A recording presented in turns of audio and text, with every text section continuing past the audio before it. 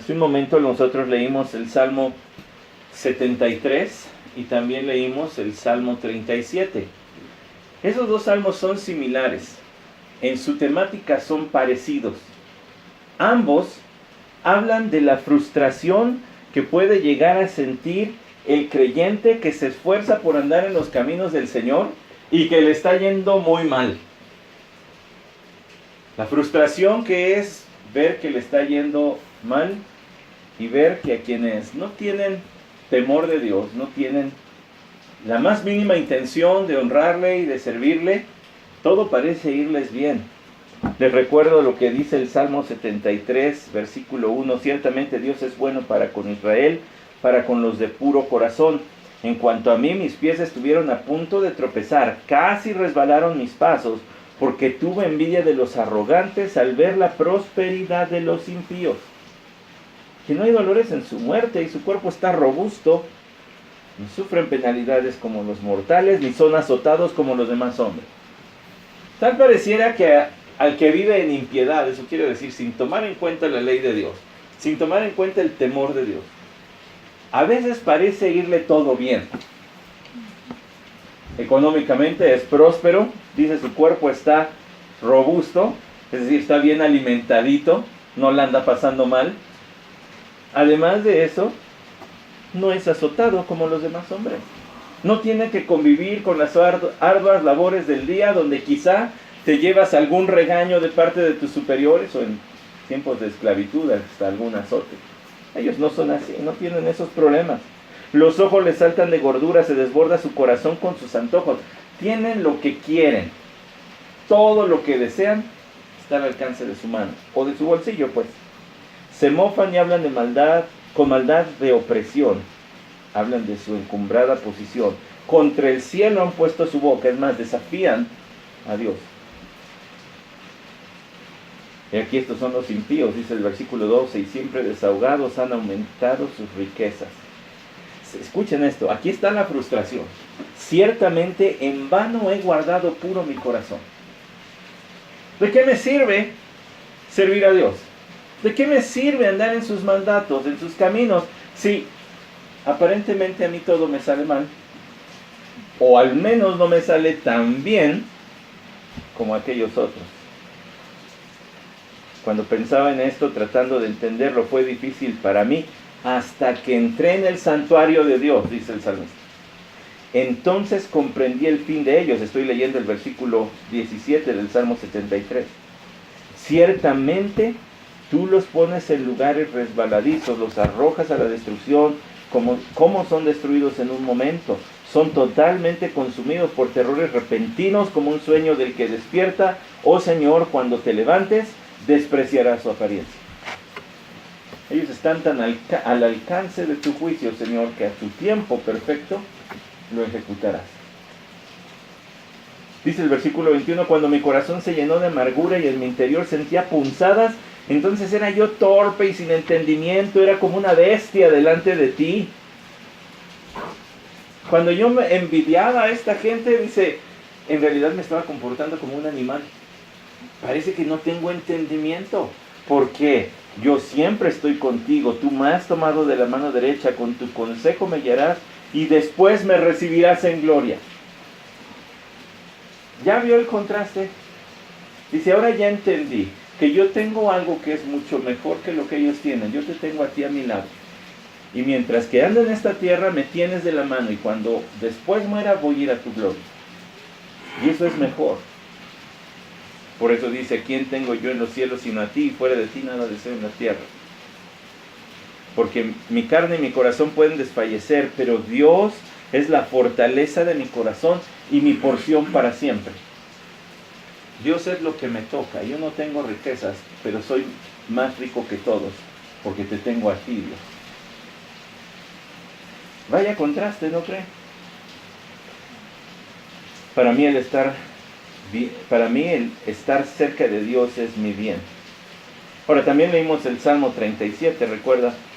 El Salmo 37, como le acabo de decir, es similar en su contenido, en su tema, porque también habla acerca de la envidia que puede sentir el creyente al ver la aparente y temporal riqueza o prosperidad de quien no parece tener temor de Dios. No te irrites a causa de los malhechores, no tengas envidia de los que practican la iniquidad, porque como la hierba pronto se secarán. Confía callado en el Señor, dice el versículo 7, y espérale con paciencia. No te irrites a causa del que prospera en su camino, por el hombre que lleva a cabo sus intrigas, el que hace lo malo y se sale con lo suyo. Deja la ira, abandona el furor, porque los malhechores serán exterminados. Un poco más y no existirá el impío. Estoy leyendo frases de todo el Salmo 37, porque ya lo leímos, son 40 versículos. El impío trama contra el justo, contra él rechina sus dientes, y el Señor se ríe de él, porque ve que su día se acerca. El malhechor tiene planes y tiende trampas contra el justo, el que procura honrar al Señor, pero Dios se ríe del malhechor y dice: disfruta ahorita, porque viene el día cuando yo voy a vengarme de lo que tú le haces a mi pueblo. Mejor es lo poco del justo que la abundancia de muchos impíos, dice el versículo 16. Joven fui y ya soy viejo, y no he visto al justo desamparado, ni a su descendencia mendigando pan. Ustedes notaron que aquí se habla mucho del justo comparado contra el impío. Y además dice: los justos poseerán la tierra y para siempre morarán en ella. Eso parece tener tintes de pacto antiguo. Yo les voy a dar una tierra. Y esto está en el antiguo pacto. Pero nosotros también tenemos una tierra mejor prometida, que es donde estarán los justos. He visto al impío violento extenderse como frondoso árbol en su propio suelo. Luego pasó, y aquí ya no estaba, lo busqué pero no lo hallé. Observa al que es íntegro, mira al que es recto, porque el hombre de paz tendrá descendencia. Pero los transgresores serán destruidos, aún a la posteridad de los impíos será exterminada, mas la salvación de los justos viene del Señor. Él es su fortaleza en el tiempo de angustia. Todos esos conceptos que se hablan aquí acerca del justo, acerca del impío y del desenlace de cada uno de ellos están encerrados en los siguientes versículos de 2 de los Tesalonicenses capítulo 1. Entonces, hermanos, es fácil que al ver la prosperidad de quienes hacen el mal, los creyentes seamos tentados a decir como el salmista: ¿y de qué me sirve entonces a mí? A los otros parece irles re bien. Es injusto. Pero ¿no creemos que Dios controla toda nuestra vida?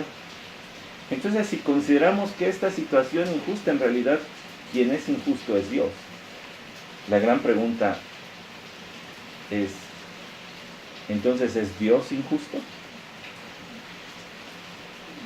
Porque por default podríamos decir que no, ¿verdad? No estamos loquitos para decir sí. No, pues ¿cómo? Pero a veces la vida pareciera plantearnos, pues como que no hay tanta justicia. Hoy vamos a aclarar eso de una buena vez por todas. Hoy tenemos que dejar eso en claro. Dios es justo siempre. Él así se reveló en su escritura. Él dice muchas veces que Él es justo y que entre los hombres no hay justo ni aún uno. Solo nuestro Señor Jesucristo. Entonces, sabiendo que la Biblia enseña que Dios es justo, tendríamos que llegar más o menos al siguiente razonamiento. Dios es justo y esa justicia está basada tanto en su moralidad, es un ser moral capaz de tomar decisiones de tipo moral, aunque Él siempre hace el bien, sí es un ser moral, pero también es un ser inmutable, es un ser que nunca cambia. Entonces, si Dios es inmutable y es un ser moral, entonces su moral nunca ha de cambiar. ¿Está de acuerdo? Es un razonamiento muy lógico. Si Dios nunca cambia y es un ser moral, entonces su moral nunca cambia. Él sigue siendo siempre el mismo. Por tanto, si Dios es un ser moral y Él siempre es justo, eso quiere decir, escuche, Esto es importante. Aquí está la definición de justicia de Dios.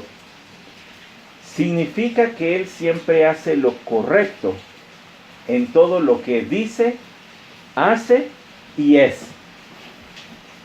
La justicia de Dios quiere decir que Él siempre hace lo que es correcto, siempre dice lo que es correcto, y lo que Él es lo correcto.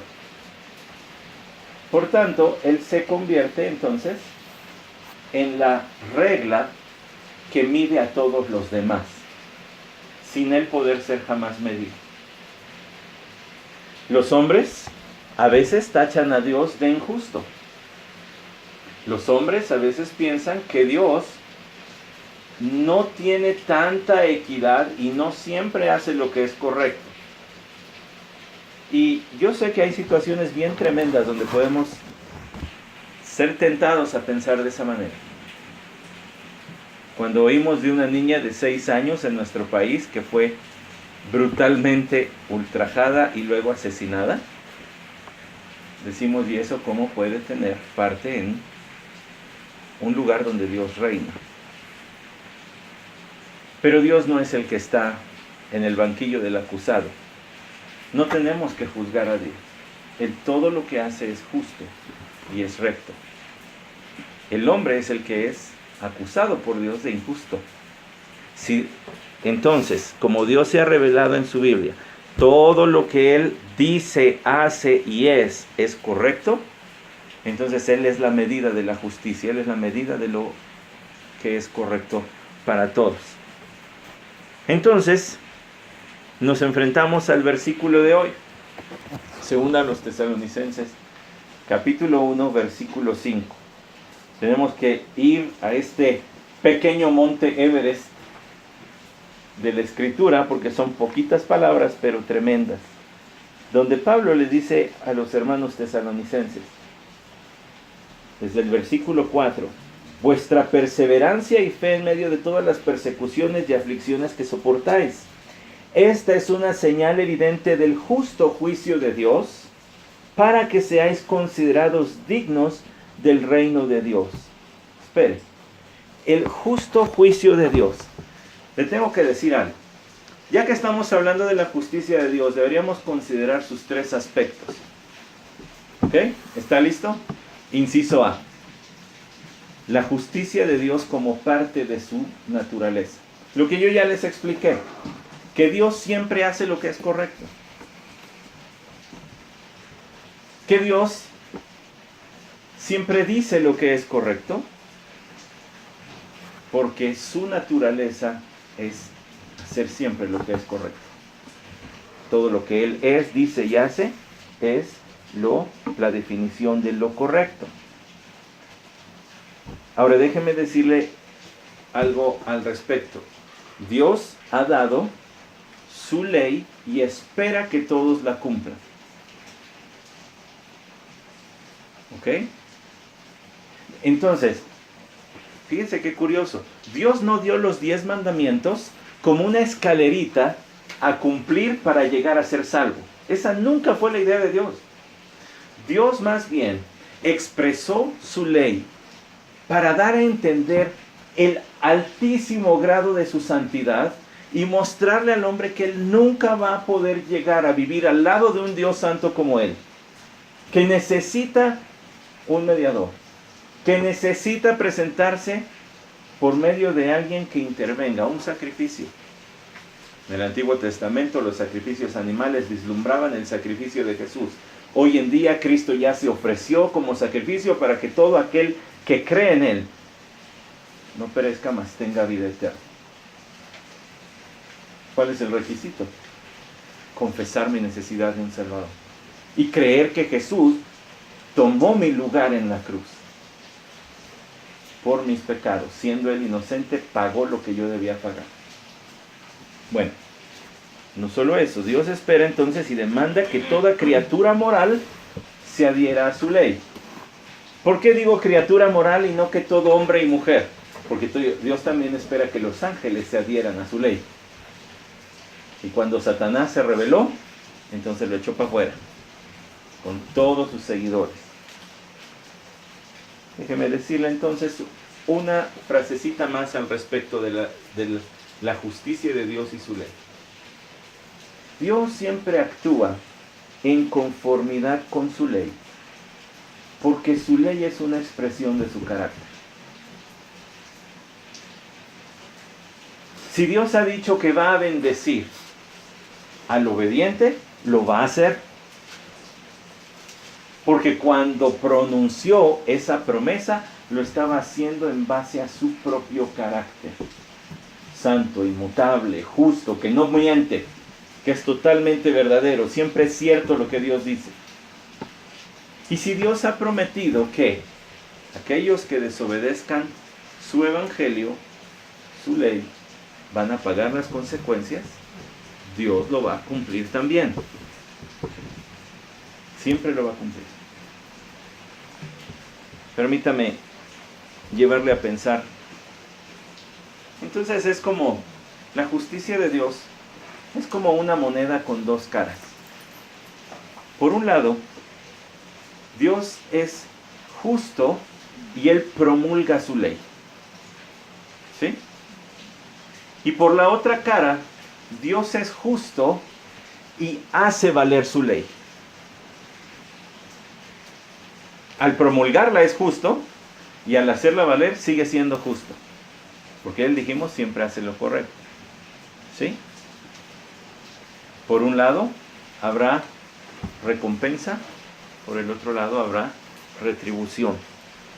Habiendo dicho eso, todo esto es apenas un preámbulo. Habiendo dicho eso, quiero que me acompañe al texto de hoy, porque este texto, déjeme decirle, nos debe llenar de valor y nos debe llenar de constancia para vivir el Evangelio a pesar de las persecuciones y aflicciones que puedan venir. Piénselo en el contexto de la carta. Hemos estado hablando de la iglesia de Tesalónica y de Pablo. ¿Qué estaba haciendo Pablo en el capítulo 1? Estaba afirmando a los creyentes de Tesalónica. Recuerde, él no pasó más allá de unos 9 meses, quizá 10 meses con ellos, cuando tuvo que salir. ¿Por qué? Porque los querían matar. Tuvo que salir por la persecución y los hermanos dijeron, no, hermano, usted tiene que seguir predicando en otros sitios. Váyase, nosotros nos quedamos aquí a aguantar, a predicar el evangelio. Usted váyase. Los tuvo que dejar y envió a Timoteo para saber de ellos y les mandó una primera carta. Y tiempo más adelante, no muchos meses después, escribió esta segunda carta. ¿Por qué cree? ¿Ya leyó lo que dice el final del versículo 5? Por el cual, en verdad, estáis sufriendo. Es decir, porque había nuevamente persecución en Tesalónica. Y Pablo no quiere que los creyentes vayan a caer en este tipo de tentaciones de decir, Dios ya se olvidó de nosotros. Porque ya nos está dando la segunda oleada de muertos y de problemas y de escasez. Y andamos huyendo y escondiéndonos para nuestras reuniones y cantando bajito para que no nos caigan aquí los soldados. Pablo no quiere que ellos vivan con miedo, él quiere que ellos vivan con valor. De por sí lo están haciendo, ya se los reconoció en el versículo 4, ¿recuerdan? Por vuestra perseverancia y fe, en medio de las persecuciones y aflicciones, ¿cierto? Es lo que dice el texto. Lo explicamos la semana pasada. ¿Qué era esa perseverancia y fe? Era una actitud confiada, valiente, gozosa, que seguían al pie de la letra, quizá con sus pecados, pero se esforzaban por obedecer el evangelio de nuestro Señor Jesús. Así que Pablo les quiere escribir para decirles, hermanos, tranquilos, Dios no se ha olvidado de ustedes, ni se está olvidando de aquellos que los están afligiendo. Él va a dar alivio y afligido, y aflicción al que aflige. Él quiere que ellos sepan que la persecución y aflicción que estaban enfrentando debía recordarles primero su recompensa. Dice el versículo 5, esta es una señal evidente del justo juicio de Dios. ¿A qué se refiere con esta? Se refiere a lo que acaba de mencionar en el versículo 4, su perseverancia y su fe. Esa actitud que ellos tienen, valiente, gozosa, triunfante, confiada. Eso es una muestra del justo juicio de Dios. Los cristianos de Tesalónica tenían una perspectiva diferente del sufrimiento de la que tenemos muchos de nosotros. Para muchos de nosotros el sufrimiento es algo de lo que hay que huir a toda costa. Entonces, si se puede elegir entre inyección y pastillita, no pastillita. Y la partimos a la mitad para que no nos lastime la gargantita. Y si se puede evitar ir al dentista porque ya saben el taladrito ese que de repente toca los nervios, mejor. Aguantemos. Para los tesalonicenses que estaban viviendo verdadera persecución por creer en Cristo, para ellos no era así. Ellos tenían una actitud triunfante y decían, está bien, venga, aquí estamos.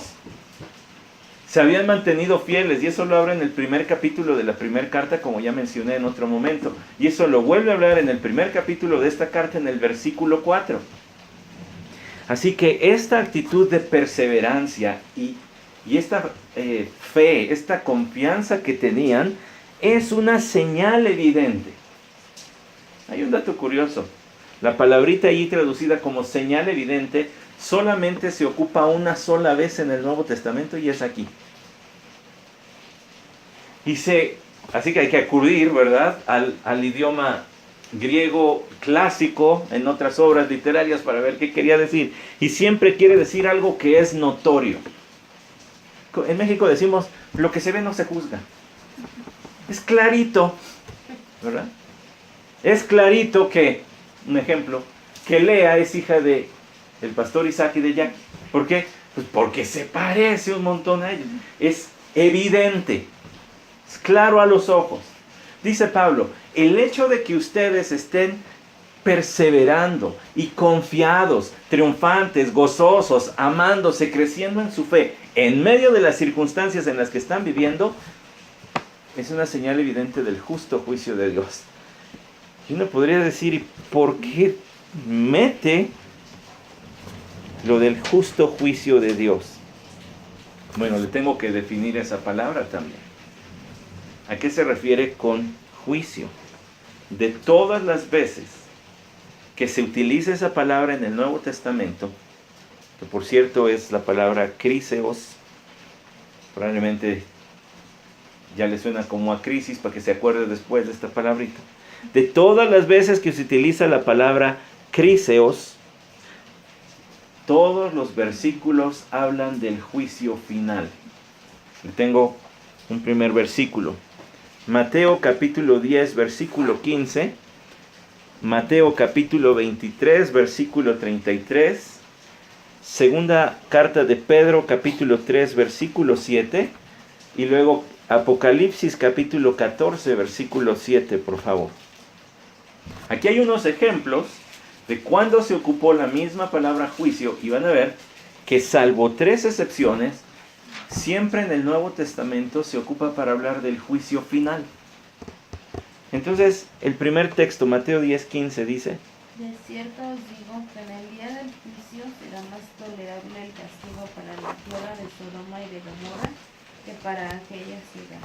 Gracias. Aquellos que rechacen el Evangelio de Cristo van a tener un castigo peor en el infierno que los de Sodoma, que ya estaban bastante mal.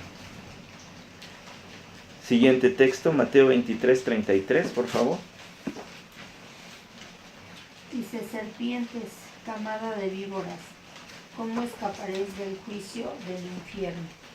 Muy bien, entonces, diciéndole a los escribas y fariseos palabras muy duras del Señor, serpientes, camada de víboras, ¿cómo van a escapar? No tienen escapatoria, están condenados, sus actos demuestran que van a ser condenados, no que van a ser salvos. Tremenda enseñanza esa, ¿no cree? Nuestras vidas dicen, gritan, cuál va a ser nuestro destino final. Siguiente versículo, por Segunda favor. de Pedro 3:7. Sí. Pero los cielos y la tierra y la tierra que existen ahora están reservados por la misma palabra, guardados para el fuego en el día del juicio y de la perdición de los hombres impíos.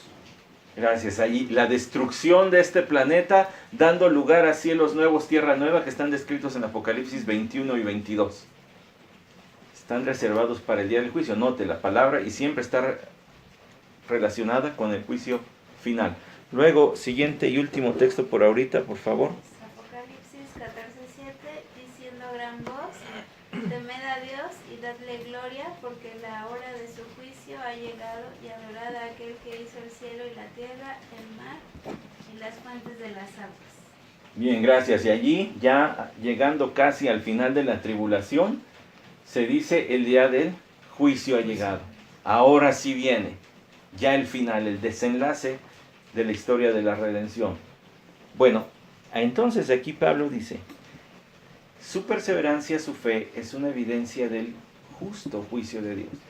Ya hablamos de la justicia, que siempre lo que Dios hace es lo correcto, y que Él va a hacer valer su ley. ¿A quién ha dado el juicio el Padre?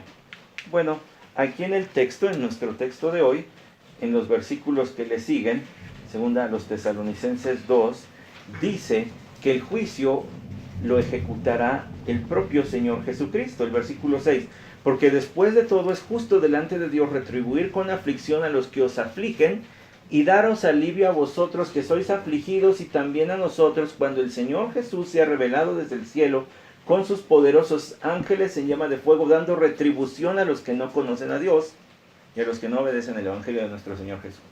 ¿Quién va a ejecutar el juicio de Dios? Dios ya promulgó su ley. ¿Y quién se va a hacer cargo de hacerla valer? El propio Señor Jesús. Hermana Irma, ¿nos quiere leer, por favor, Juan 5, 22 y 23? Porque allí hay palabras claras que fundamentan lo que acabo de decir de estos otros versículos. En Juan 5, 22 y 23 es claro que Jesús será el juez de todos. Dice, porque ni aun ningún el Padre juzga a nadie, sino que todo juicio se lo ha confiado al Hijo, para que todos honren al Hijo, así como honran al Padre. El que no honra al Hijo, no honra al Padre que le envió. Gracias. Entonces el Padre le ha confiado, le ha entregado al Hijo toda la capacidad de juzgar. Va a ser Jesús. Va a ser Jesús quien haga valer la ley de Dios. Él va a dar la recompensa a los que creyeron el Evangelio, y Él va a dar la retribución a los que le rechazaron. Vaya tremendo va a ser eso, enfrentar al propio Hijo de Dios, habiendo dicho, es pura mentira. Fue un buen maestro. Fue un buen ejemplo a seguir, pero nada más. No, Él es el Hijo de Dios, Él es el Mesías, Él es el único camino al Padre, Él es el Salvador. Todo hombre tiene que rendirse ante Él. Bueno, déjeme decirle algo. Aquí dice, en el versículo 6, escuchó, cuando venga con sus ángeles, pero en el versículo 7, cuando el Señor Jesús sea revelado desde el cielo con sus poderosos ángeles en llama de fuego. Aquí es donde empiezan las dudas, porque ¿cuándo va a dar esa retribución el Señor? ¿Hasta que Cristo regrese a la tierra? Porque cuando venga con sus ángeles es una frase que se refiere sin ninguna duda al día del regreso del Señor Jesús. No lo tiene que buscar, yo se lo voy a leer.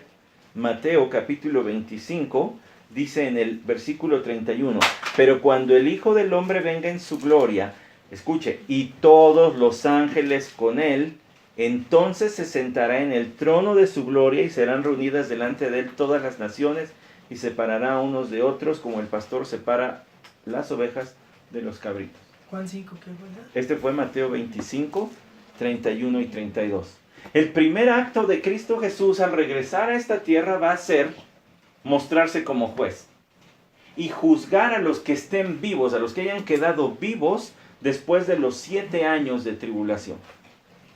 Ya se me ha hecho agua la boca. Pronto les voy a dar un panorama de Apocalipsis y de escatología, porque nos va a servir en general y también nos va a ayudar a entender la segunda carta a los tesalonicenses. Aquí dice que cuando venga el Señor con sus ángeles será en su segunda venida, y si nosotros vamos a Apocalipsis capítulo 19, notaremos que también allí se menciona que es en su segunda venida cuando nuestro Señor Jesús regresará rodeado de los ejércitos celestiales. Yo le he dado mi interpretación de esa frase. Dice Apocalipsis capítulo 19, versículo 14, y los ejércitos que están en los cielos vestidos de lino fino, blanco y limpio, les seguían sobre caballos blancos. Ejércitos de los cielos, me parece allí que habla no solo de los ángeles, sino también de la iglesia, a quienes también les será concedido, dicen los versículos anteriores, vestirse de lino fino, limpio y resplandeciente. Entonces, en el contexto es la iglesia, pero también en otros lugares de Apocalipsis se dice que son los ángeles quienes están vestidos así. Así que, de todas maneras, otros textos dicen que viene con los ángeles. Pero ese es en su segunda venida. Cuando Cristo regrese, Él ejecutará el que se le ha llamado el juicio de las ovejas y de los cabritos. Porque Mateo 25 dice, y dirá a los ángeles que pongan a su derecha a las ovejas, a los que creyeron en Él como el Salvador, y que pongan a su izquierda a los cabritos, a los que dijeron no. ¿Y eso de la Biblia para qué? Bueno, allí van a ver para qué. Para experimentar o salvación o condenación. Ese es uno de los juicios. Usted creo que no se sorprende si le digo que la Biblia habla en realidad de 3 juicios diferentes con personas diferentes. Este es el juicio que queda en medio, en una cronología de los eventos de la escatología, de los últimos tiempos. Un juicio antes tiene que suceder. Es el tribunal de Cristo. De ese se habla en Romanos capítulo 14. Por favor, Adán. No tiene Biblia, ¿verdad? Tú lees entonces, Saraí, por favor, segunda a los Corintios 5:10. Primero Romanos 14:10 y luego segunda a los Corintios 5:10. Sí. Dice, pero tú, ¿por qué juzgas a tu hermano? O de nuevo, ¿por qué juzgas a tu hermano con... Perdón. No te preocupes, acá lo tengo. Sabemos que estás traduciendo, es aquí Adán bárbaro, porque traduce del inglés al español así como va. Pero yo se lo leo, dice Romanos 14:10. Pero tú, ¿por qué juzgas a tu hermano? O también tú, ¿por qué menosprecias a tu hermano? Porque todos compareceremos ante el tribunal de Dios. Según a los Corintios 5:10, por favor. Porque todos nosotros debemos comparecer ante el tribunal de Cristo, para que cada uno sea recompensado por sus hechos estando en el cuerpo, de acuerdo con lo que hizo, sea bueno o sea malo. Gracias. Este es un juicio solo para creyentes que se llevará a cabo cuando Cristo rapte a su iglesia. Allí seremos juzgados todos los creyentes, no para ver si somos salvos, eso ya lo somos, para ver las recompensas que recibiremos. Ya nos va sonando. La justicia de Dios que recompensa o retribuye. Y además, dice Pablo, esta es una evidencia, su perseverancia y su fe, es una evidencia del justo juicio de Dios, que Dios los va a recompensar. Espera un momentito más. El tercer juicio del que se habla en la Biblia es Apocalipsis 20, del 11 al 15. Ese será un juicio solamente de todos los no creyentes de todos los tiempos.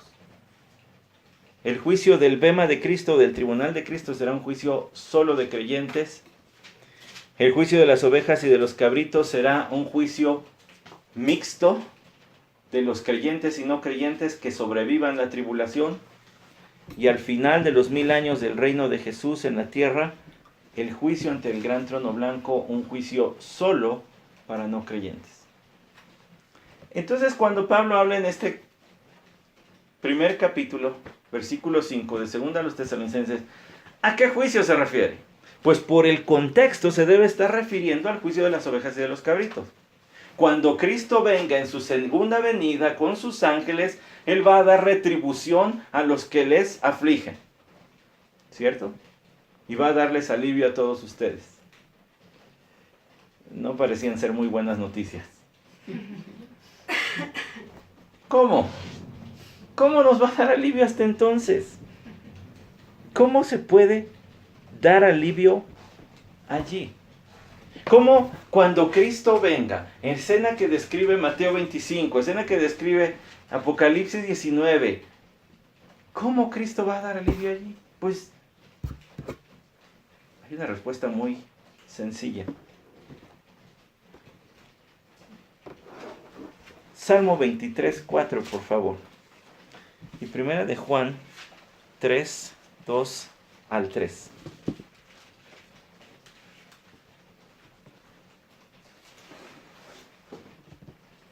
Sí. Dice, aunque pase por el valle de sombra de muerte, no temeré mal alguno, porque tú estás conmigo. Tu vara y tu callado me infunden aliento. Y luego lo que sigue, por favor. ¿Sí? ¿Hasta cuál? ¿Todo? ¿Ese? No, nada más el que sigue. Tú prepararás mesa delante de mí en presencia de mis enemigos. Has ungido mi cabeza con aceite. Mi copa está rebosando. Gracias. Cuando Cristo regrese, los creyentes experimentarán lo que habló allí el salmista. Ellos van a estar en medio de gozo con Cristo y sus enemigos estarán en profundo dolor y experimentarán alivio. Mía es la venganza, dijo el Señor, y ese día habrá venganza. Y aquellos que se burlaron, que hicieron mal a los creyentes, tendrán que experimentar ahora al revés. El Salmo 37 y el Salmo 73 describen al creyente diciendo, ¿de qué me sirve? A ellos les va re bien y a mí no. Allí se invertirán los papeles. Allí el Señor aderezará mesa delante de los creyentes. Y todos los demás dirán, ¿de qué me sirvió vivir bien unos años en la tierra si ahora soy rechazado para siempre? Escuchen lo que dice 1 de Juan 3, por favor. 2 y 3. Sí. Amados, ahora somos hijos de Dios y aún no se ha manifestado lo que hemos de ser, pero sabemos que cuando Él se manifieste, seremos semejantes a Él, porque le veremos tal como Él es. Y todo aquel que tiene esa esperanza en Él se purifica a sí mismo, así como Él es puro. ¿Escuchó? Cuando Él se manifieste, entonces le veremos como Él es. ¿Por qué? Porque seremos también así. Seremos transformados a su santidad para poderle ver. ¿Qué le quiero decir con eso? El mundo, dice Juan, todavía no ha visto lo que somos. El mundo nos trata como poca cosa. Es más, nos tacha de pobres ingenuos, tontitos. En ese día van a ver que fuimos los escogidos de Dios para salvación, fuimos el objeto de su gracia y lo seremos por toda la eternidad.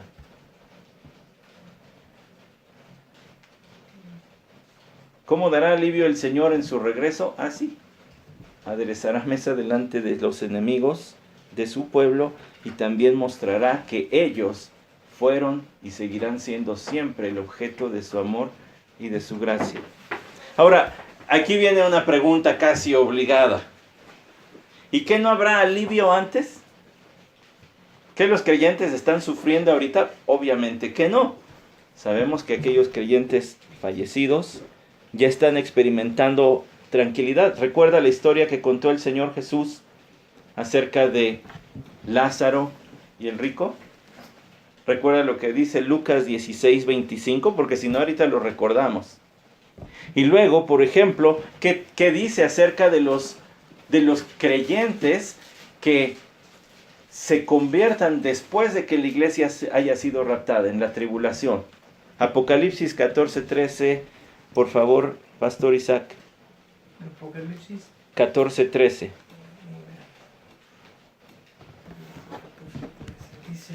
Un segundito. ¿Qué dice primero Lucas 16, 25, por favor?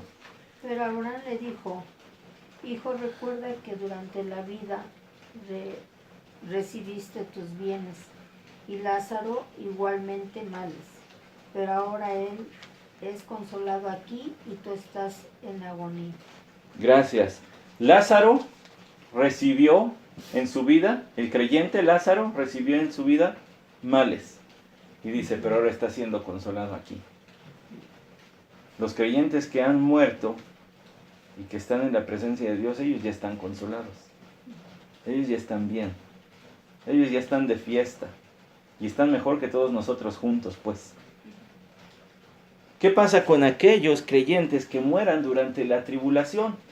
Eso es lo que dice Apocalipsis 14:13. Oí una voz que desde el cielo me decía, escribe, bienaventurados de aquí en adelante los muertos que mueren en el Señor. Sí, dice el Espíritu, descansarán de sus trabajos, porque sus obras con ellos siguen. Descanso para la iglesia, descanso para los creyentes de la tribulación, los santos de la tribulación, descanso para todos los creyentes por toda la eternidad, dice Apocalipsis 21:1. Y vi un cielo nuevo y una tierra nueva, porque el primer cielo y la primera tierra pasaron, y el mar ya no existe. Y vi la ciudad santa, la nueva Jerusalén, que descendía del cielo de Dios, preparada como una novia ataviada para su esposo. Entonces oí una gran voz que decía desde el trono, he aquí el tabernáculo de Dios está entre los hombres, y él habitará entre ellos, y ellos serán su pueblo, y Dios mismo estará entre ellos. Él enjugará toda lágrima de sus ojos, y ya no habrá muerte, ni habrá más duelo, ni clamor, ni dolor, porque las primeras cosas pasaron. Cuando estemos allí, hermanos, el haber sido perseguidos, burlados, molestados en la escuela, en el trabajo, por haber creído en Cristo, ahí nos va a parecer poca cosa. Fue un ratito nada más. Ahora tenemos el cielo para siempre, y el cielo, allí está Dios. Eso es lo que hace el cielo deseable. Regrese un segundo, o más que un segundo, un poco más a 2 Tesalonicenses 1:5. Dijo Pablo que la perseverancia y fe de los creyentes, esa era una señal del juicio de Dios. ¿Por qué? Porque la perseverancia y la fe, esta actitud valiente, gozosa, triunfante de los creyentes en medio de la persecución, escucha esto, aquí está la clave. ¿Por qué lo dice Pablo? Era un adelanto de la paz que van a experimentar con Dios después. Es notorio que un día Dios va a dar descanso a los creyentes y aflicción a los que le rechazaron. ¿Por qué? Porque Él les está dando descanso desde ahorita.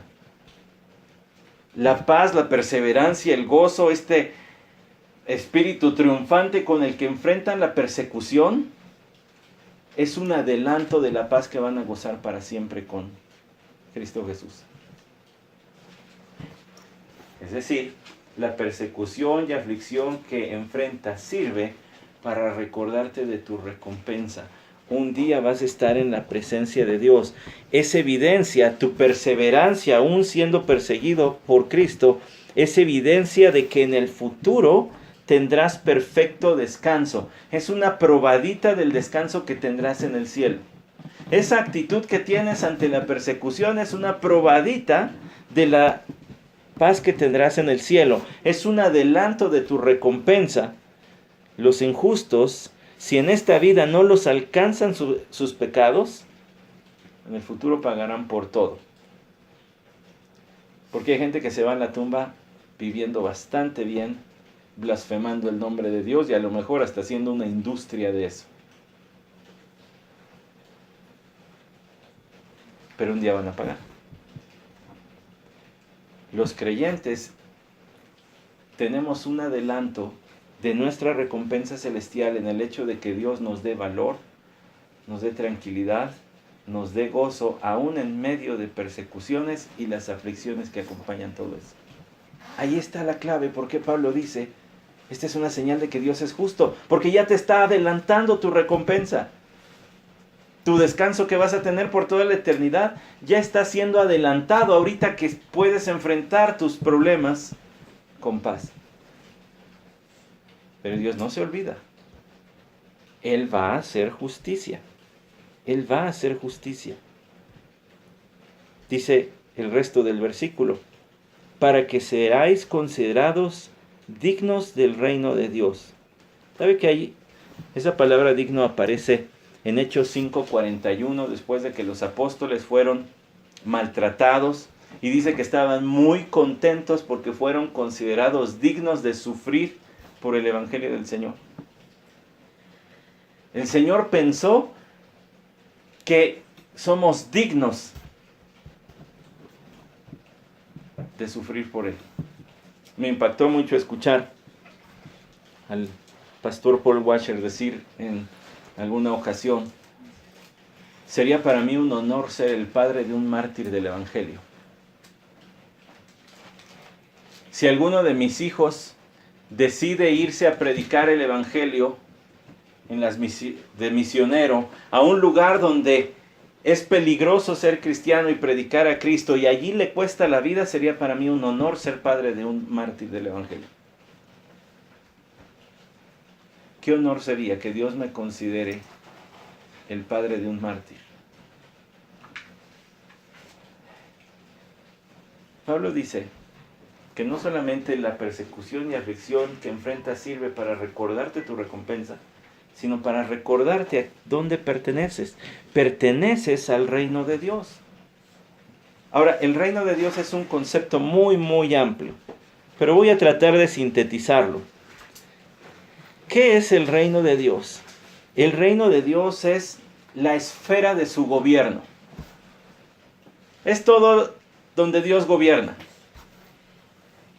Y Él ha decidido, soberanamente, en su sabiduría, dividir su reino en material y espiritual. El material incluye todo lo creado, la humanidad, la tierra, el universo, y Dios reina en la esfera de todo eso, porque además es su creador. Él gobierna las vidas, Él gobierna los planetas.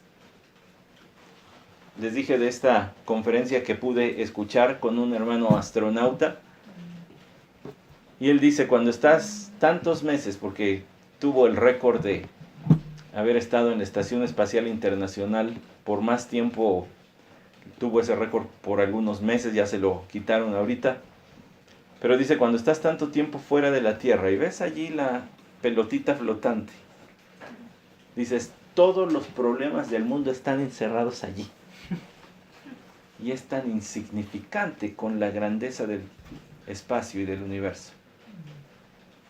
Dios gobierna incluso el universo. ¿Cómo no va a gobernar lo que sucede en esta pelotita flotante? Dios entonces gobierna sobre su reino material, pero también sobre el reino espiritual. Eso incluye, obviamente, pues a los ángeles, ¿verdad? Dios es Dios y es rey del reino espiritual. En el reino espiritual se dio primero la rebelión contra Dios, y luego vino en el reino material. Primero se rebeló Satanás y los ángeles, y luego se rebelaron los hombres. Dios formó su reino material por su palabra, ¿cierto? Dijo Dios, sea, y fue hecho. Dios gobierna el reino espiritual por su palabra, la Biblia. ¿Sí? Dios además se revela a sí mismo en su reino material por la revelación natural y se revela en su reino espiritual por su revelación especial, la Biblia. Ahora, ¿por qué hablar de esto? Porque dice Pablo, ustedes, siendo perseverantes y viviendo con fe las persecuciones y aflicciones que éstas acarrean, todo eso les es una prueba de que Dios, cuando les juzgue, les va a recompensar. ¿Por qué? Porque junto con sus recompensas eternas va a haber paz para siempre, consuelo para sus llantos. El hecho de que hoy ustedes estén enfrentando con valor, gozosos, triunfantes las pruebas, eso quiere decir que les está adelantando un poquito de ese pago. Y además, eso significa que Él los considera dignos de entrar a su reino. Noten, no dice, son dignos. Él los considera. Es un acto de gracia y de amor el hecho de que Dios nos deje ser parte de su reino. El reino de Dios, dijo el Señor Jesucristo, está entre vosotros. ¿Qué quiere decir eso? Si Cristo está reinando en ti, tú eres parte del reino de Dios. Si tú eres obediente a su palabra, no perfecto en obedecerla, porque nadie de nosotros puede obedecer perfectamente a Dios, pero que sinceramente procuras seguir sus mandamientos, tú estás en el reino de Dios. Parte de su gobierno. Aunque Él gobierna todo, Él es especialmente tu Señor. Señor de todos, pero especialmente de los que creen. Ahora déjeme añadir algo más. Hay un reino escatológico del que se habla en la Biblia. Es decir, hay un reino al que vamos a ir, al que vamos a entrar. Un lugar donde Dios gobierne, Cristo Jesús gobierne, y los creyentes estarán allí. Lucas 14:15 habla de eso. Jackie, si nos ayudas. Hermana Irma, Lucas 16:16. Arturo, Lucas 17 del 20 al 21, por favor. Eli, Lucas 18:16. Y yo tomo uno más. Entonces, Lucas 14:15, por favor. Oyendo esto, uno de los que estaban sentados con él a la mesa le dijo: bienaventurado el que coma pan en el reino de Dios.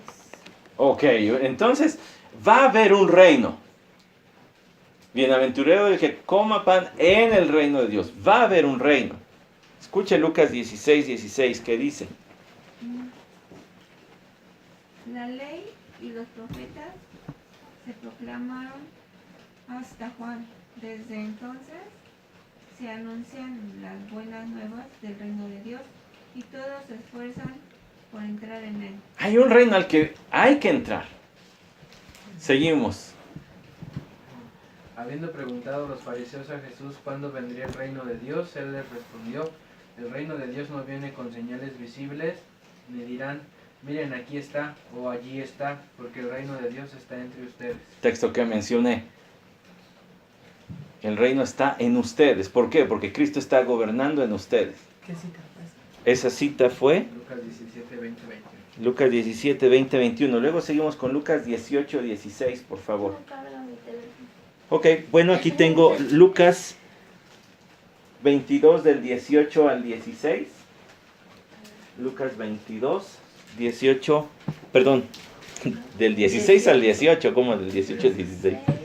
Ni modo que lo lean para atrás.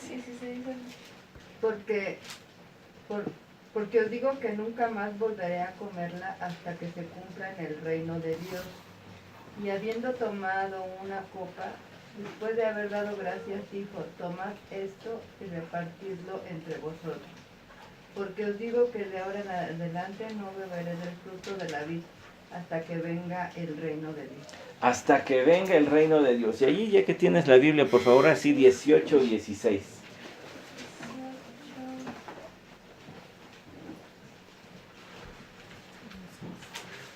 16 dice: mas Jesús, llamándolos a su lado, dijo: dejad que los niños vengan a mí, no se los impidáis, porque de los que son como estos es el reino de Dios. Gracias. Entonces hay un reino al que se va a entrar. Hay un reino por venir. Y Pablo dice, el hecho de que tú perseveres en la persecución, el hecho de que vivas confiado en medio de las aflicciones de este mundo, demuestra que vas a entrar a ese reino. Demuestra que tu ciudadanía está en los cielos, porque te comportas como un ciudadano de allá. Déjeme ir amarrando todo esto.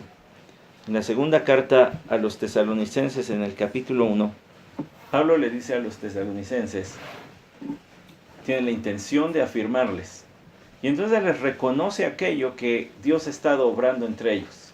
Han estado creciendo en amor, han estado creciendo en fe, a pesar de la persecución y todos los males que eso les arrastraba, seguían perseverando y seguían confiando en Dios. Y entonces para afirmarles les dice, ¿y saben qué? El hecho de que ustedes perseveren y vivan confiados, eso demuestra que un día, cuando sean juzgados, ustedes van a estar del lado correcto. El hecho de que ustedes perseveren y vivan confiados demuestra que en el juicio final ustedes van a estar del lado derecho. El hecho de que ustedes perseveren y confíen en Dios demuestran que ustedes pertenecen al reino de Dios. Que Cristo reina en ustedes y que tienen boleto directo para entrar a su reino cuando éste llegue. Porque además, por Él están sufriendo. ¿Sabe qué quiere decir Pablo cuando dice por el cual en verdad estáis sufriendo? El verbo sufrir está conjugado en tiempo presente, es decir, están sufriendo continuamente. En un modo activo, una voz activa. Eso quiere decir, están sufriendo ahorita. Los tesalonicenses, no estaba Pablo hablándoles de la persecución cuando fue plantada la iglesia, Hechos 17. Habían pasado meses y cuando él escribe esta carta a los tesalonicenses, otra vez una nueva ola de persecución se había desatado. Y esta iglesia seguía fiel. Yo me pregunto, hermanos, sí, lo siguiente. ¿Cuántas personas en nuestra iglesia podrían resistir 2 oleadas de persecución con muerte y todas las incomodidades que eso conlleve, sin echarse para atrás? ¿Cuántas personas en nuestra iglesia podrían resistir eso? Me pregunto si resistiría yo. Y me pregunto si resistiría usted. ¿Qué es lo que tenemos que hacer? Pedirle al Señor y confiar que en el momento en que necesitemos la gracia para ser perseverantes, Él la va a suplir. Él nunca ha dejado a su pueblo enfrentar las cuestiones de este mundo solos. Les puse una frase esta semana, ¿verdad? Dios nunca deja sumidos en el sufrimiento y en el dolor a su pueblo. A su tiempo siempre los libra. Y a veces, la otra frasecita decía, a veces Dios permite lo que odia para lograr lo que ama hacer. A Dios no le gusta que sus hijos sean perseguidos y sufran por causa del Evangelio, pero lo permite para recordarles que están del lado correcto y que su recompensa es segura. Y para recordarles a dónde pertenecen. Y tan son de otro lugar, tan son, permítame decirlo así, aunque no les quiero llamar marcianos, extraterrestres, tan son de otro mundo, que por tanto son rechazados en este. Entonces, la gran pregunta es, la trazamos desde el inicio del estudio. Entonces, ¿es Dios injusto? El hecho de que los que no le obedecen, no aman a Cristo, rechazan el Evangelio, como dice este mismo capítulo, según a los tesalonicenses, dice que el Señor vendrá, el Señor Jesucristo vendrá a castigar a aquellos que, ¿qué hicieron? Dice que no obedecen el Evangelio de nuestro Señor Jesucristo. Habla del Evangelio como un mandato. Tienes que creer en Cristo. Ahora manda a todos los hombres en todo lugar que se arrepientan, predicaba este mismo apóstol en Atenas. Es un mandato. Pero los que no lo crean, entonces van a sufrir castigo.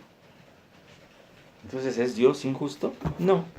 En su tiempo recompensará al justo y retribuirá al pecador, al que rechazó a Cristo Jesús.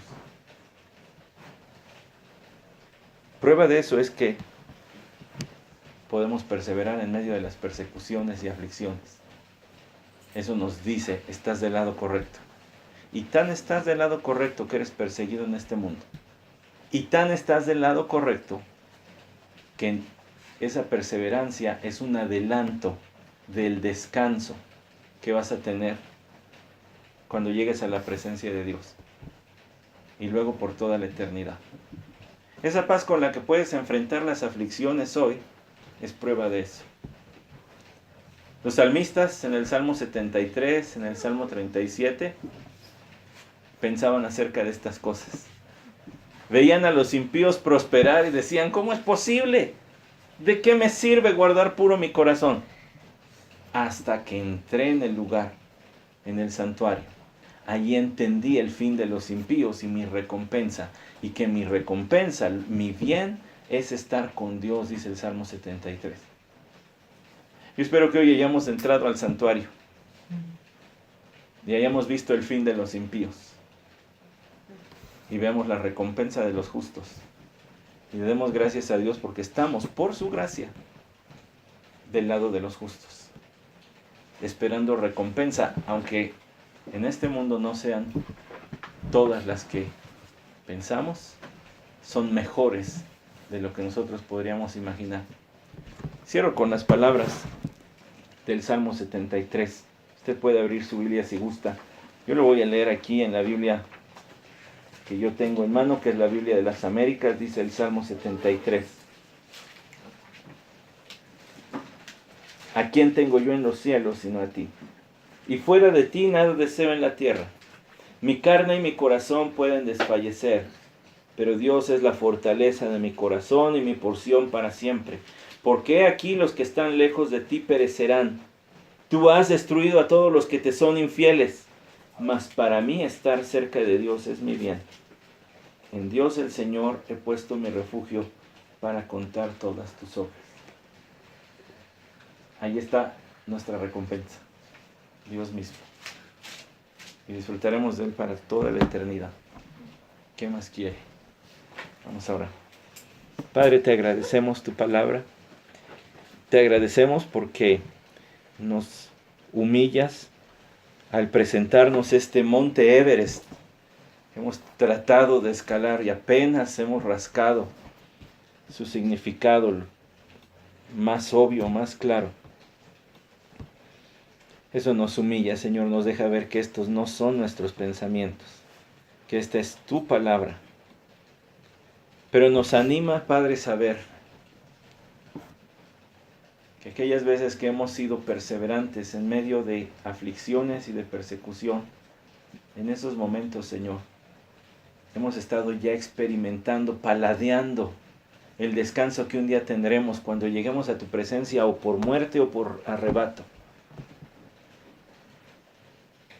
Y también, Señor, nos alegra y nos llena de felicidad darnos cuenta que hemos sido considerados dignos del reino por el cual sufrimos, al cual pertenecemos. Y que entonces tenemos reservado un espacio delante de tu presencia para toda la eternidad.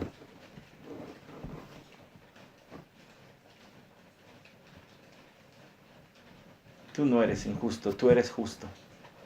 Así te has revelado en tu palabra. Y tú, Señor, darás a su tiempo a cada uno lo que le corresponde. No nos dejes caer en la tentación de pensar que las circunstancias por las que pasamos son injustas, porque eso es decirte a ti injusto. Porque tú eres quien escribió todas nuestras circunstancias. En tu libro estaban escritos todos nuestros días antes de que hubiéramos vivido uno solo de ellos, dice la Escritura. Así que no nos dejes caer en ese pecado. Tampoco nos dejes llenarnos de envidia. Y no solamente envidia para codiciar lo que tienen otros, sino también envidia para cerrar nuestra mano y cerrar nuestra boca y no predicarles tu evangelio. Tú no te complaces en la muerte del impío, dice tu palabra. Y nosotros tampoco deberíamos complacernos en eso. Más bien, deberíamos predicarles para que tu gracia les alcance y les salve del castigo al que van, si no obedecen el evangelio de tu Hijo, nuestro Rey Jesús. Por eso te agradecemos, Padre, por tanta enseñanza de tu palabra. que hoy cambie nuestra manera de ver el sufrimiento, que hoy cambie nuestra manera de interpretar la vida entre justo e injusto.